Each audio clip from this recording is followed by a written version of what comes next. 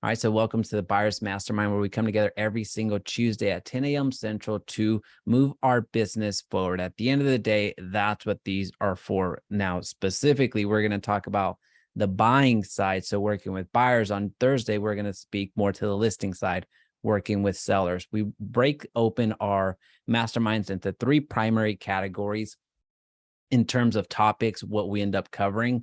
We talk about acquisition, so generating more business, generating more leads, more conversations. We talk about converting, so what to say, how to say, when to say it, and helping our strategies of maximizing our up at bats. And then the third topic that we generally cover is scaling. So how to grow our business if we're trying to go from 2 agents to 4 agents working with us, or if we're trying to go from 10 transactions to 20 transactions. We like to put those mechanisms in place so as to scale in either an organic or paid way. So the way that our masterminds work, it's open to everybody. So anybody that you know that could benefit in growing their business forward, they're absolutely invited. Just send them that link that you use to get on here, and you'll be on your way. Now, in a little bit, I'll drop the YouTube channel if you want to check out previous recordings that that you might have missed. I'll go ahead and drop that right now. So today we're going to talk about converting. So last week we talked about acquisition, so acquiring business. So we really talked about simplifying our lead generation so as to grow. And I gave you very distinct examples on how to do that. So you didn't have to go out and guess. There's a lot of strategy in the previous call that talked about how to acquire business. Today we're going to talk about converting. So how do we actually convert? And the big thing right now that I hear over and over and over again, whether that's a strategy call, a momentum call, or a consulting call that I end up being on with agents all across the country, is the nurture. So we're not nurturing I would say in a consistent way. That's the most generous way that I can put it. So I want to give you some strategies on how that actually looks. So the topic of today is the long-term nurture. Provide value first. So long-term nurture, provide value first. So what that looks like is, let's just go through an example real quick. We may be very heavy on direct mail. We send out thousands of pieces of mail every single month. We may be very heavy in networking. We may be going to every single happy hour that ever existed, known to man. So that might be you. You might be the person that's generating a ton of Facebook leads, or someone that's doing YouTube and generating a massive amount of leads as well. So Franco's on the channel. He was on our call today. So he's someone that is generating massive amounts of leads. I'm not going to give away his numbers or so, but he generates a lot of leads every single month that come to him, right? But the reality is, very few people, percentage-wise, very few people are ready to transact that moment at that point in time, ready to get down to business. Very few people. Now, the different channel, whether that's Facebook ads or YouTube ads, Google ads, they all have different conversion rates. We're not going to talk about that today, but what they all have in common is we need to follow up. Even if someone's ready, willing, and able to purchase very, very soon, if they don't hear back from you, then chances are that you've been forgotten. Because remember, there's over 2 million active real estate licenses out there in the country right now. So you're one level removed from a real estate agent. It doesn't matter what family that you're in. So long-term nurture, this is really where I ask for a bit of participation. And it's okay one way or the other, but this is going to help us formulate a strategy and a game plan that we'll develop here in about 2 seconds. In the last month, would you say, let's just go with the last month. In the last month, has your database heard from you? Whether that's a call, that's an email, that's a text, yes or no in the chat. In the last month, has your entire database, and I say entire, I'm not saying just following up with a few people, has your entire database heard from you? So drop a yes if in the last month that is you, drop a no if that is you as well. So we have yes, no, no, no, yes, yes, yes, yes, no.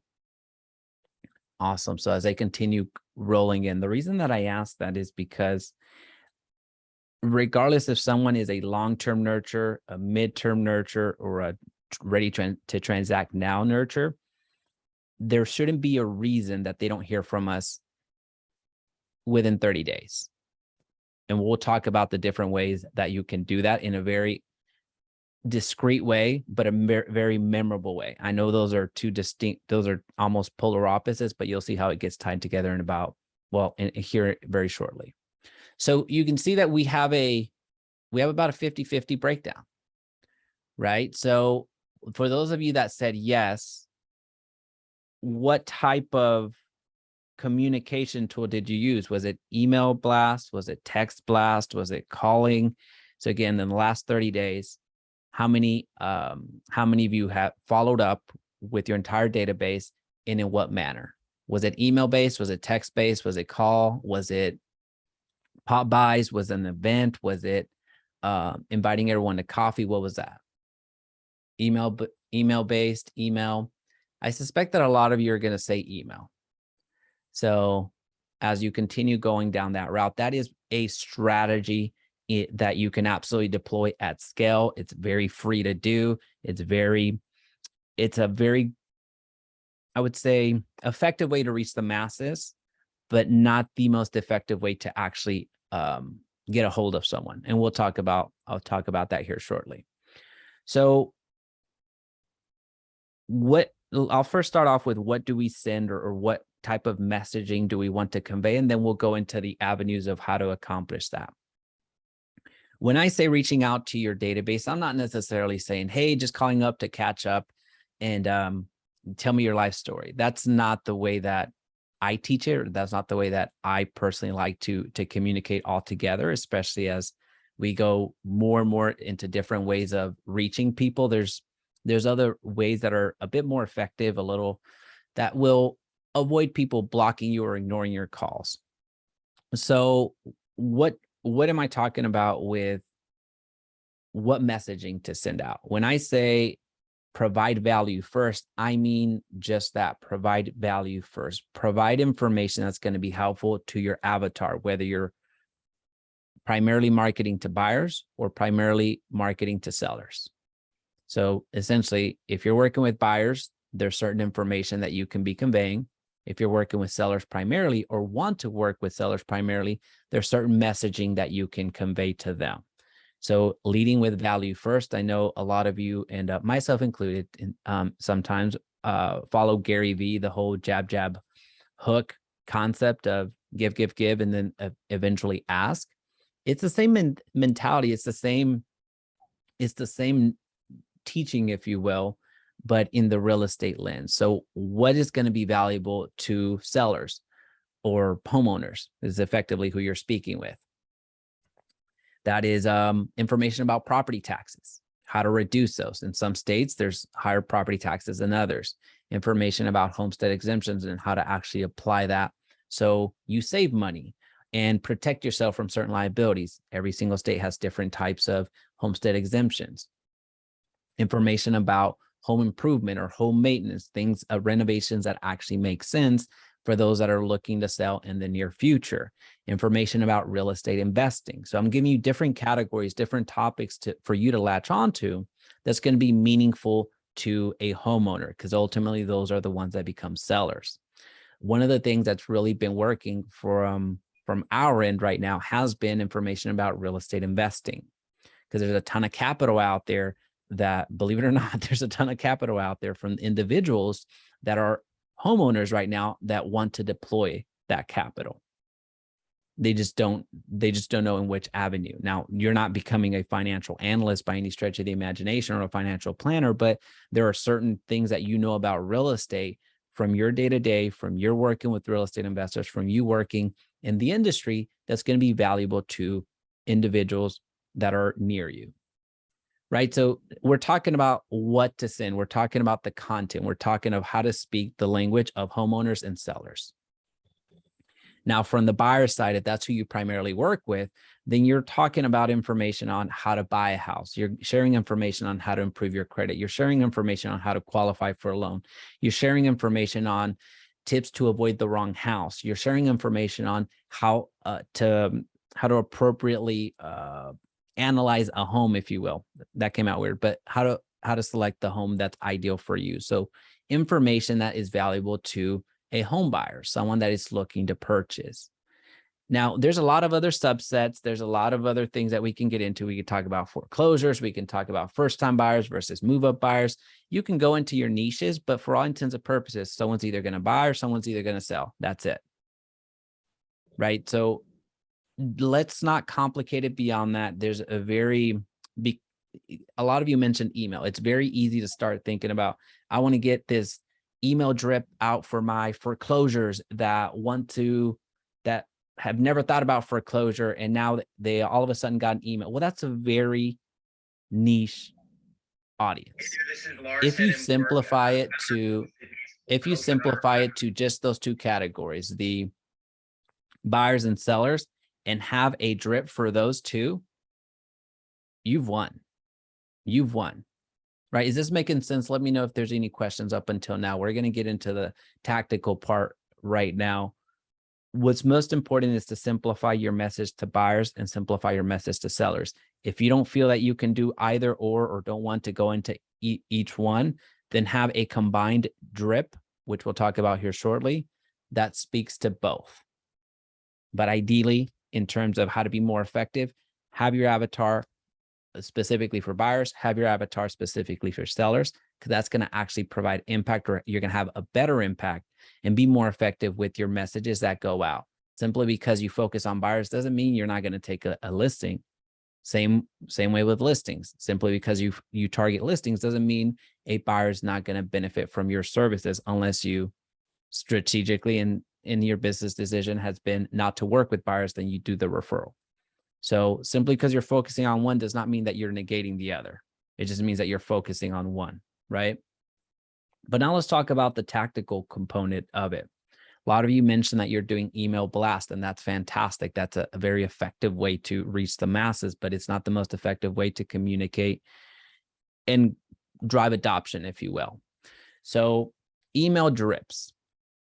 You at bare minimum, your database needs to be on your email drip. So if you don't have a CRM, if you don't have an email autoresponder, if you don't have a way to communicate to the masses outside of your normal email, then I ask that you go ahead and get something at this point.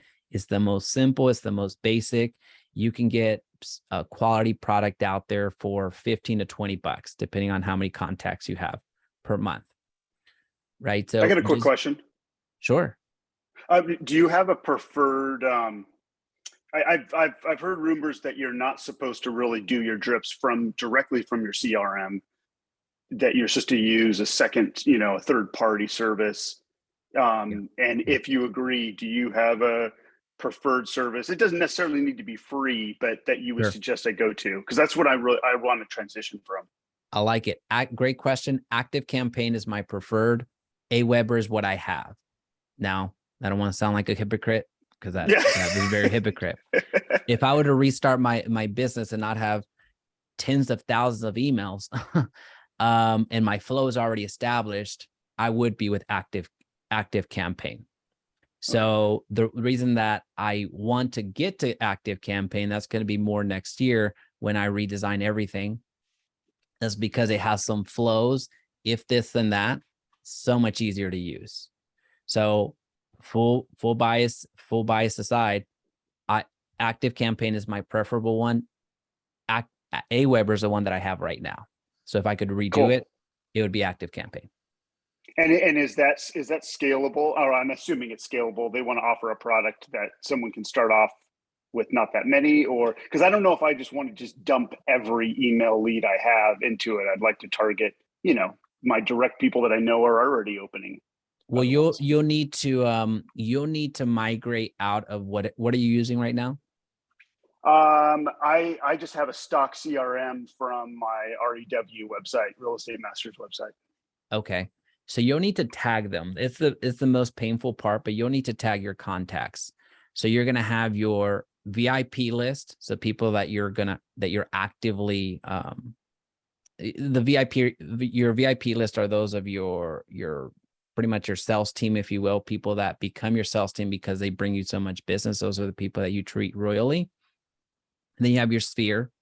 So everyone does this. You get your list of 100 people that you know, that they know you. So you have your acquaintances. So past coworkers, school friends, whatever. So that's your sphere of influence. And then you have your now business, people that you're looking to transact in the immediate future. So we're talking about 90 days or so. And then you have your long-term nurture. So those are the 4 that I recommend: your VIP, your sphere of influence, your now business, and later business. So tag them accordingly and then migrate them in. So I would migrate every single one in one fell swoop and have and start from there, as opposed to trickling them in, because then you're going to confuse yourself. Does that make sense? Thank you. Yeah. And I'm sorry, will you just remind me of the name again? Active campaign. Active campaign. Okay, Yeah, cool. it's very I'll write that down right scalable. now. The reason I want you to go ahead and segment them out now is to allow some creative flows in the future. We won't talk about that today, but it gives you that liberty of not having to come back and do this again. And you know that there's a certain email or a certain message that you can get away with sending to those people that are in your sphere of influence that you wouldn't be able to do to a completely cold nurture or a cold lead that you've never communicated to in the past. Yeah, cool. Thank you. I appreciate it. Yeah, my pleasure. Great question. So email drips, that's just the base. If you're not sending emails to your nurture, then you're behind. There's just no other way of saying it at this point. I get no benefit in sugarcoating it to you. Text has a phenomenal open rate. Now, text systems, text drip campaigns, that does cost a little bit more. So you could use softwares like Textedly, so Textedly. Textedly is the one that we personally use here. Some of you actually got that notification today to be on. There's some CRMs out there that do allow text messaging, that text function. So depending on what your budget is, you're going to want to research that. But texting is a way to reach the masses. Now, with texting, I don't suggest you blast everybody. You have to be a little bit more mindful of that. Simple text that you can get away with sending, whether you send them manually or through an automated way, is your holiday texting. Happy 4th of July, Merry Christmas, Happy Thanksgiving, Happy New Year's. Enjoy Memorial Day, enjoy Labor Day, whatever it ends up being, so you can get away with sending those messages because it's expected. Right. So that's just the base. So I'm giving you different strategies for each medium. But from a texting perspective, that's expected. It's not going to come out of the blue. If you're looking for an opportunity to jump into text marketing outside of just ripping off the Band-Aid, a great way to start that text communication back and forth is during a holiday. I know we just came out of Labor Day, so you might have missed Labor Day, but I don't know what the next one is. I don't consider Halloween a holiday, but I don't know whatever holiday comes up next, but I do Halloween. I know technically, but it's not one that I enjoy much. Veterans Day, hey, that's what's up. Eric the Nuke Hudson coming in. I will tell you, I did get feedback from a few people about Valentine's Day. That it's probably a good idea not to send any mass text to anybody on Valentine's Day, because you never know. It might be a trigger day for them, you know. Fair enough. Avoid the landmines. I like that. So text drips. So we're talking about, let's do a quick reset. We're talking about that long-term nurture. We're talking about providing value first. So after that text happens, that intro text happens, then provide information that you would find valuable if you received it. That's the easiest way that I can say that from a text perspective.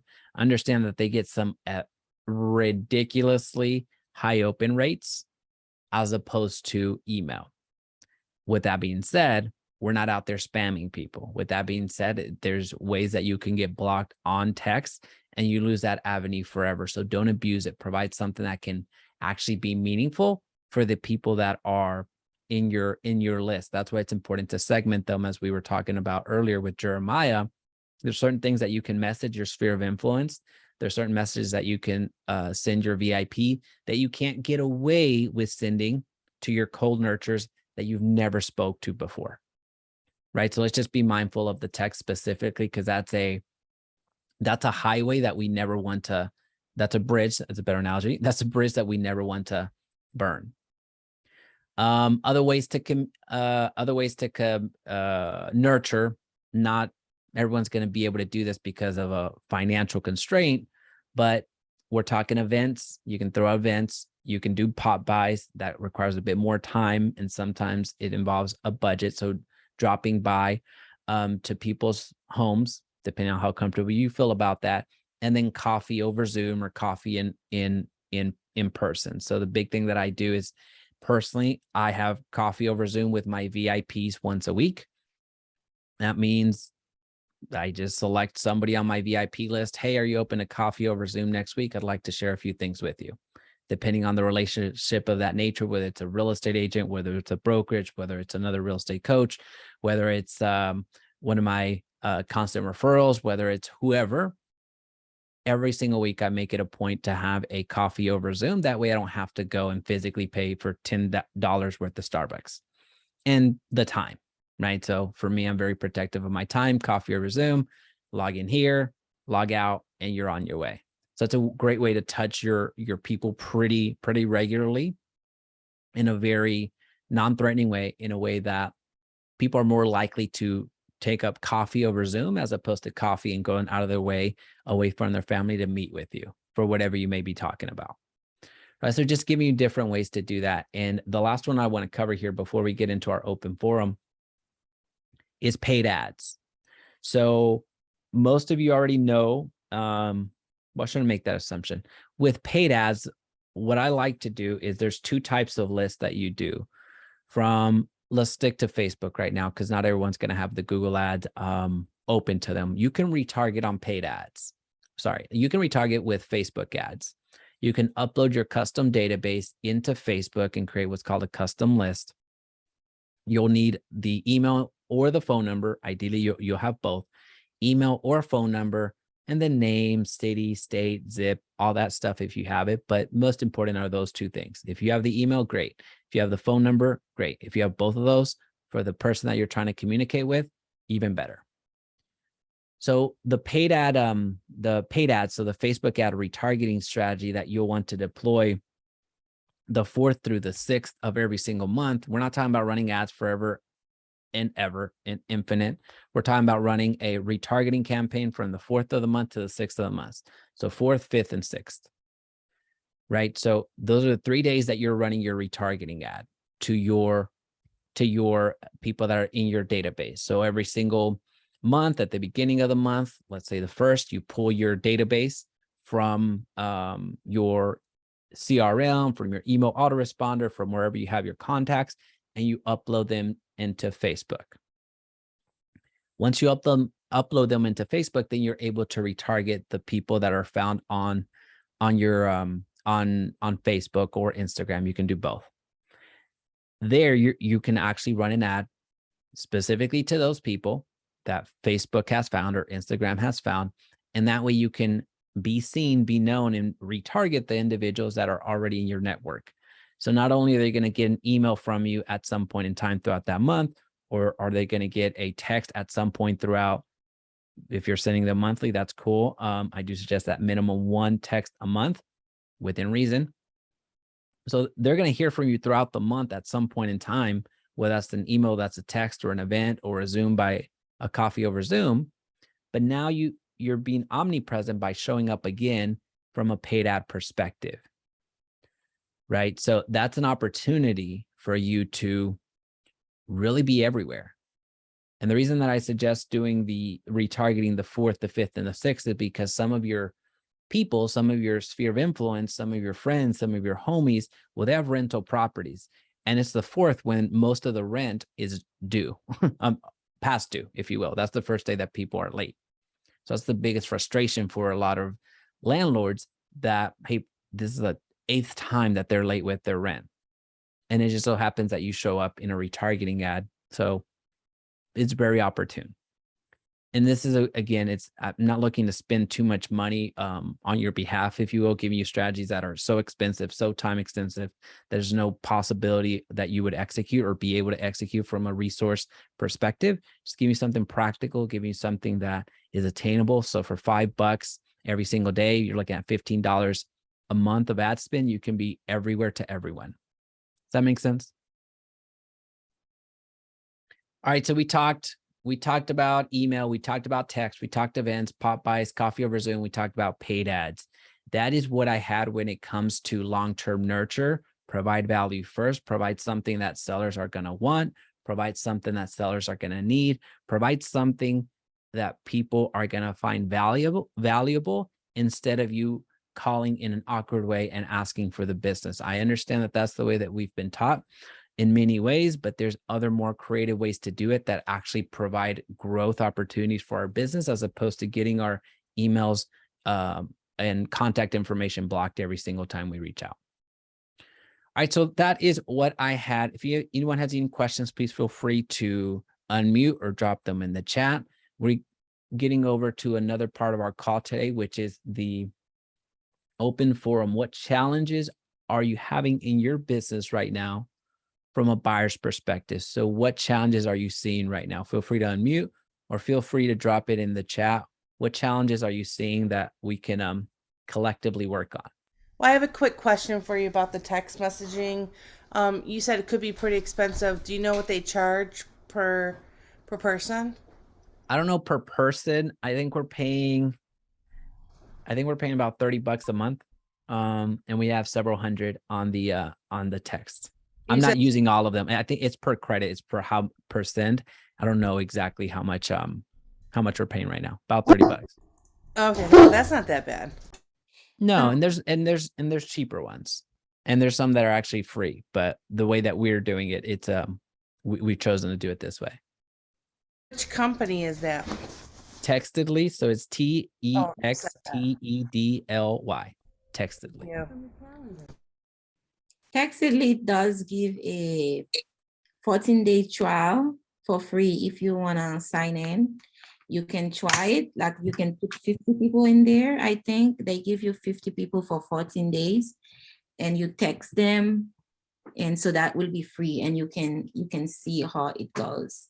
And they even do voice job also. They can turn the text into voice job.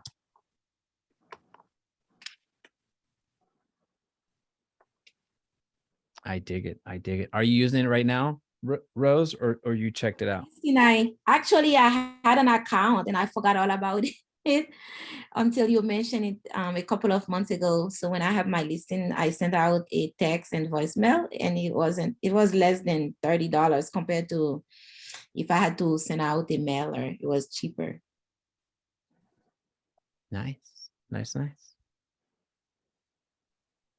Now, are they making the campaign for you, or you have to make your own campaign? You make your own.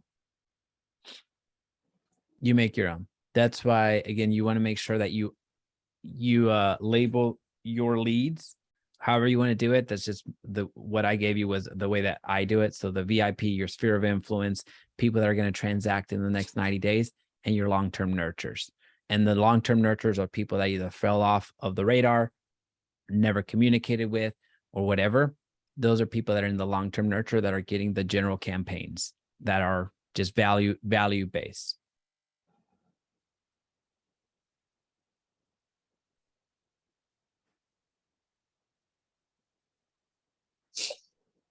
All right, what else is on your mind? What challenges are you having in this industry as it relates to buyers right now?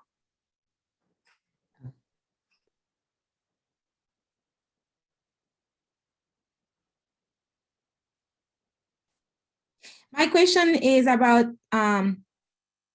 my low-end buyer that are crying about interest rate. Even when they buy down the interest rate, it's still high. And that's my hurdle right now. What's their ideal number? What's their magic number? You know the ideal number. Everybody wants to be under 4. And So I was just talking to a client of mine. We are selling the house, and I told her we are not putting the house until we get the finance for the next house. And right now we are shopping around for interest rate. The builder was giving her like a 5%. So I told her to go to Navy Federal, see if she can get it lower, because I just closed somebody that got a 3.75 at Navy Federal. So we are trying that to see what's going to happen next. But that's been my challenge right now, is the interest rate. Got it. Got it. So do they have a number in mind though? Like, have they said It's the it has to monthly be a 3? payment. It's the monthly payment. Okay. So because of the monthly payment, a lot of them, which I kind of understand, if you are single, you want to be under 2,200, under 2,000. So it's kind of hard with the interest rate like that. I like it. I like it that they're not looking at only the interest payment, because that, I'm sorry, the interest rate, because that was going to be my next suggestion. Well, first suggestion was going to be, well, what number are you looking for? If it's 2%, just reality does not mean you're delusional. Forget that part. So getting a number from them is very important. So for them, we're going to skip to the monthly payment. So from the monthly payment, maybe they need to look at other homes that are more in line with the monthly payment that they can afford right now. Is that an option? Yeah, I'm looking into that also, see if I find a other builder in the area that can accommodate. So to see where we can pass that option. So I think I'm gonna have to drive and do some homework in that area. That's fair. That's fair. Because there's really, in reality, there's only 3 things that can happen. The interest rate is going to go lower, or you're paying less for the home, or you put more down in the home. So those are really the only 3 things that can happen. So whatever they're willing to do. Yeah, we are doing 20% down. And she can't go higher than that. They can't go higher than that. So yeah. Fair enough. Fair enough. Hey, Rose. Hey, Rose. So Hi. have they looked at the other loan programs as well, so that they marry the home but date the rate, kind of get a lower rate, which makes their payments affordable, so that they can refinance it maybe 2 or 3 years. When We have not going to that in that area, because the people I'm working with, those are long time people that have been nurtured, like past. Some of them are past clients, and some of my clients, the one that trust me, I kind of like get to know them, and some of them have anxiety I can tell the market is giving them anxiety. And I'm having to do some psychology work also to say, okay, I understand the market is frustrated. I understand you do not know what the future is holding, but let's look at the goal. So every time like they call me like with anxiety, so I go back to, okay, let's look at the goal. Let's look at where you want to be with your kids. And the area you live in right now, that's not where you want to be. So that's more anxiety than watching the news or looking at the market. So that's how I have been counseling my clients right now. And it seemed to put them at ease. And then I try to open up the conversations with going different avenue, instead of just focusing the builder with the incentive they are giving. Yes, they are giving the incentive, but you're looking in the long term of the loan, where you can get a better benefits. So you can get $15,000 or $20,000 now, but getting a loan at a higher interest rate for 30 years, you will pay more money. So I'm having them going outside with outside lender to check all the options. Yeah, we are not, it's better deferred to a lender to explain, but for them to see the numbers side by side would just help add clarity as to what they're saving and what they're giving up.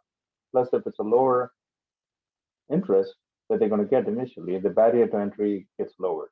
So that way, that can put them at ease, especially with respect to the monthly payment, so that they're not only kind of achieving what they want tactically with the option of refinancing, so the rates come down in the future, so that they don't let go of the opportunity, as well as it's kind of like trying to achieve win-win-win across all the way across. Of course, if the buyers are anxious, that's normally they're looking up to us as specialists, so we just kind of hold them so that we're walking about 5 or 10 steps ahead of them to put their concerns at ease, and then for them, especially if they're logical and analytical buyers, most buyers are, especially when it comes to making payments and stuff, for them to see the numbers side by side would help put things in their perspective. So yeah, you may want to try that. okay, I'll try that. Thank you. I dig it. I dig it. Well, thank you so much for that question. What else is on your mind? What challenges are you having in your business? This is a place where you can collaborate, share. There's a ton of awesome agents on from all parts of the, well, let's see if we have any international that I know of. I know from the States for sure.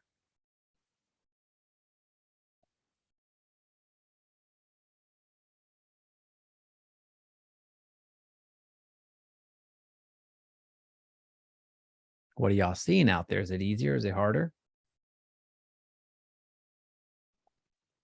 It's getting easier for buyer with new construction. Yeah, it's getting easier because of all the incentive. It's getting easier. I had a little bit of win over the weekend. It was a surprise actually, because we've been talking so much about give and this and this, and one of my clients who couldn't purchase, and I didn't see them being able to purchase for another 2 years, and her daughter went to a builder, one of those builders who doesn't like to pay realtor, and I was so touched, and it bring me so much joy, and I cried to say, okay, being in this business, you see there's people that truly value what you do for them, how you talk to them, how you appreciate them. And the builder, the salesperson called me and said, Rose, I just couldn't do it because those people were vouching for you so much. Even though you weren't present, I had to put your name on the contract.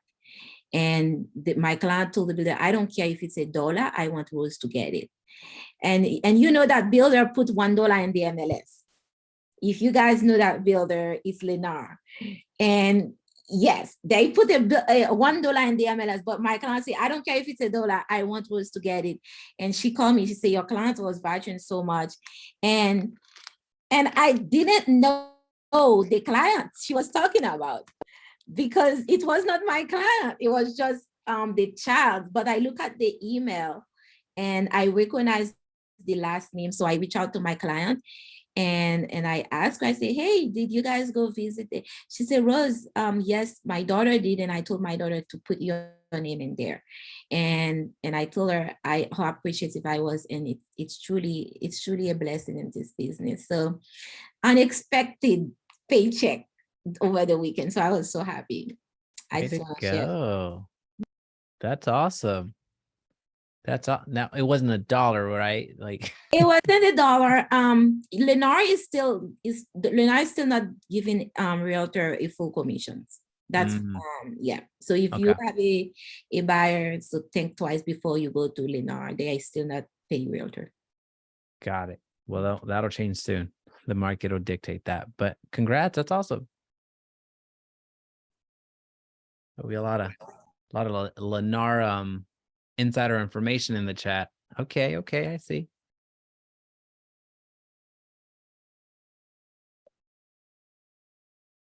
All right, what else you got?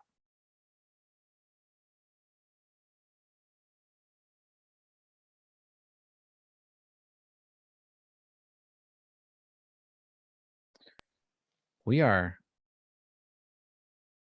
so quiet today. Can you hear me, Jaime? What's that? Can you hear me? You can hear you.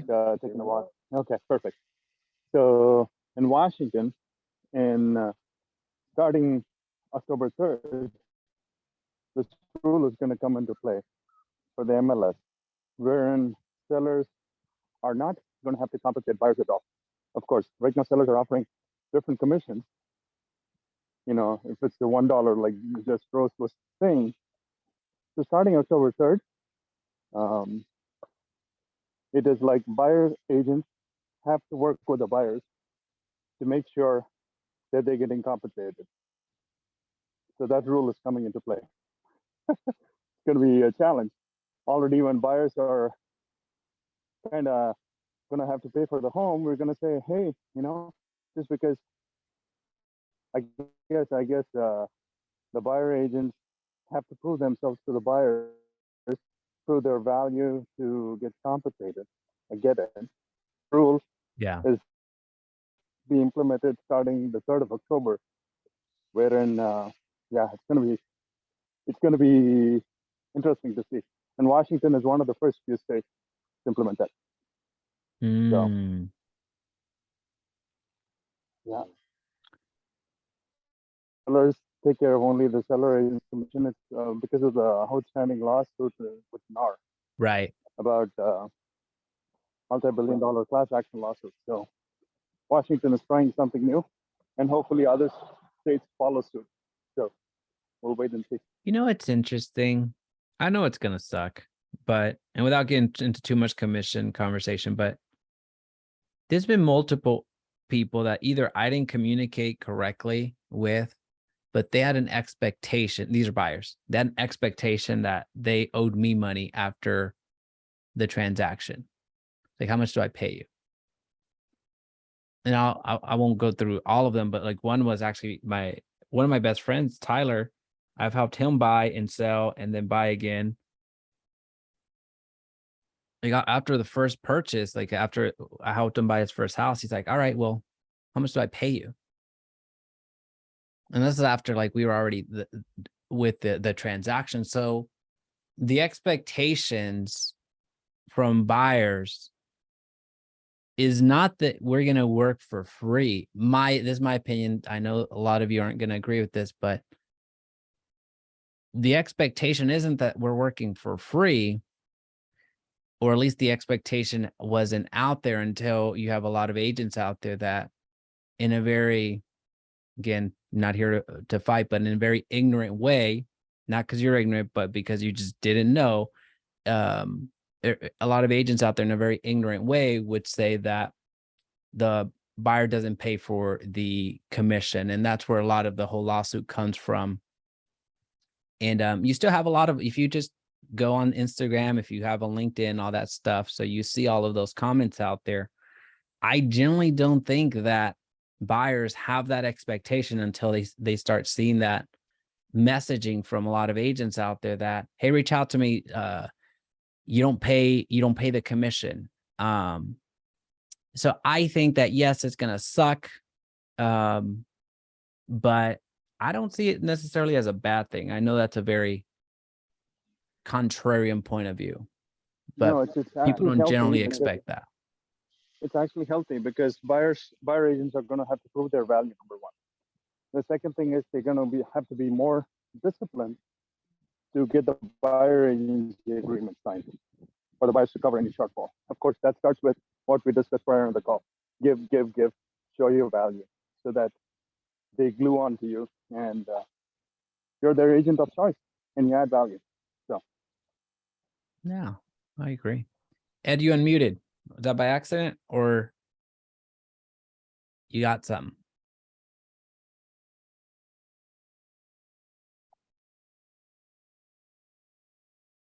It was by accident. All good. Awesome. So let's transition into our commitment corner. In our commitment corner, what we do is we take the last couple of minutes of our call and make a commitment to our business. So one of the beauties of our masterminds is not only that we get to network, collaborate, learn something new. Hopefully that was the case here. But more than anything, we have a call to action, a takeaway, something that will actually help our business moving forward. Because what we don't want to do is get into a habit of going to all these different sessions and just consume all this information, have a notebook full of notes, and then let that die and pretend that we worked in our business when we really don't apply anything. So that's a great waste of your time if you don't apply. So in the next couple of seconds, in the next 60 seconds, what I ask is that in our commitment corner, commit to doing something in your business before next Tuesday at 10 a.m. Central. So in the next 7 days, what are you going to do that's going to move your business forward? You can drop it in the chat. You can write it down. Those are really the two options. Because if you just leave it in your mind thinking that you're going to do it, it's a great way to lie to yourself because that's not going to happen.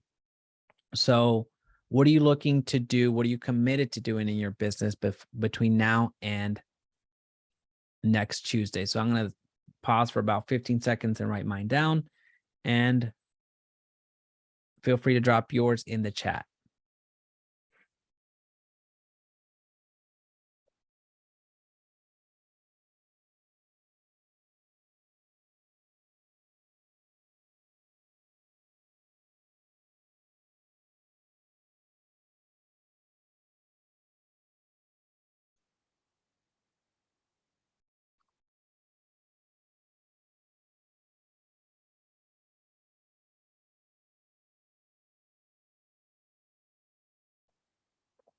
I like it. Such good stuff. So finish building out my seller and buyer email engagement drips, active campaign. That's what's up. Commit to making more calls, list drip campaign topics for my now leads. Okay, cool. Awesome. All righty. Well, folks, I appreciate your time here. If you found value in this, good. But we're going to run this back on Thursday for the seller side. So we're going to have a sellers mastermind at 10 a.m. Central. It's going to be the same link, same passcode, same everything. Outside of that, have a great rest of day. See ya on Thursday.